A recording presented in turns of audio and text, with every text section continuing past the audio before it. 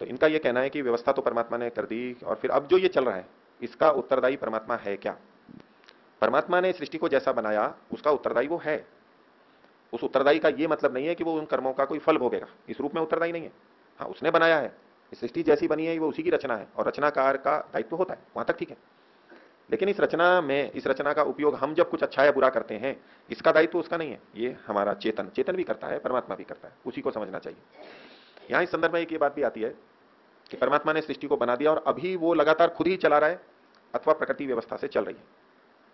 तो वहां भी यही समझना चाहिए, जैसे ये पंखा है, इसको चेतन ने चलाया है, बनाया है, लेकिन इसका यह मतलब नहीं है कि चेतन ही अब इसको लगातार घुमा रहा है। जब एक अल्पज्ञ अल्पशक्तिमान आत्मा भी ऐसे यंत्रों को बना देता है कि वो यंत्र अपनी प्राकृतिक शक्ति से वैसे ही चलते रहते हैं जैसा उसको चलाना है, तो ऐसे ही परमात्मा भी अनंत सामर्थ्य वाला है, अनंत ज्ञान वाला है, वो प्रकृति का समायोजन ऐसा कर देता है कि वो फिर वैसे चलती रहती है। अब जब जब गर्मी होगी तो हवा गर्म होकर के फैलेगी और ऊपर उठेगी। अब उसमें हर कण को परमात्मा ऊपर उठा रहा है ऐसा नहीं समझना, वो व्यवस्था बना दी है। जड़ का अपना भी तो स्वभाव है और उसको ऐसा व्यवस्थित कर दिया कि वो ऐसा ही होगा वहां पर। अब इन सबको हर क्षण परमात्मा ही कर रहा है ऐसा नहीं। बादल से पानी की बूंदें नीचे गिर रही हैं तो हर बूंद को परमात्मा ही नीचे लेके आ रहा है, इतनी अति नहीं करना कि परमात्मा सब कुछ करता है।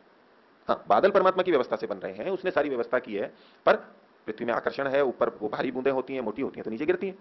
हवा का झोंका आएगा तो इधर उधर भी हो जाएगी। वो हवा का झोंका क्यों आता है, उसके अपने अलग कारण है, जड़ से जड़ भी प्रेरित होता है, पीछे पीछे अंततः जाकर के परमात्मा मूल कारण मिलेगा। लेकिन ये जितनी क्रियाएं हो रही हैं उसको हर चीज परमात्मा ही करवा रहा है। फिर तो वो आएगा कि पत्ता भी परमात्मा ही हिला रहा है, सब कुछ परमात्मा कर रहा है। उस अति में हमें नहीं जाना है। परमात्मा सर्व करता है, परमात्मा रक्षा भी कर रहा है, पालन भी कर रहा है, लेकिन उसका यह मतलब नहीं है कि वो ऐसे कर रहा है। अब हमारा हृदय धड़क रहा है, हमारा खून बह रहा है नलियों में, तो हर खून के एक कण को परमात्मा आगे सरका रहा है ऐसा नहीं समझना।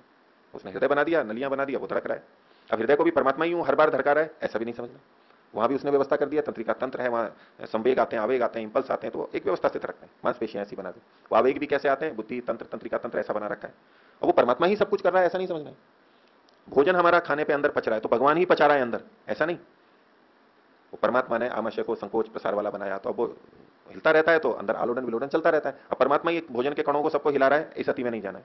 पाचक स्राव निकल रहे हैं जो भोजन को पचा रहे हैं, तो पाचक स्राव बनाने की व्यवस्था परमात्मा ने कर दी है। अब ये नहीं समझें कि वो पचाया भी परमात्मा नहीं है। ये एक मोटा कथन होता है कि हम तो खा लेते हैं और पचा कौन रहा है, तो परमात्मा पका रहा है। ये एक मोटा कथन है, ये परमात्मा के प्रति भक्ति पैदा करने के लिए है, लेकिन इसमें तत्वतः जाएंगे तो साक्षात परमात्मा नहीं पचा रहा है, उसकी व्यवस्था है, उस व्यवस्था से ये सारा पक रहा है, सारा का सारा जो अंदर हो रहा है। तो इस दृष्टि से देख सकते हैं, ये सृष्टि की रचना में भी देखेंगे, उस सब उसको साक्षात करने की आवश्यकता ही नहीं है। वो यंत्रों के माध्यम से सृष्टि की रचना ऐसी है वो कर सकता है। ठीक है, इनको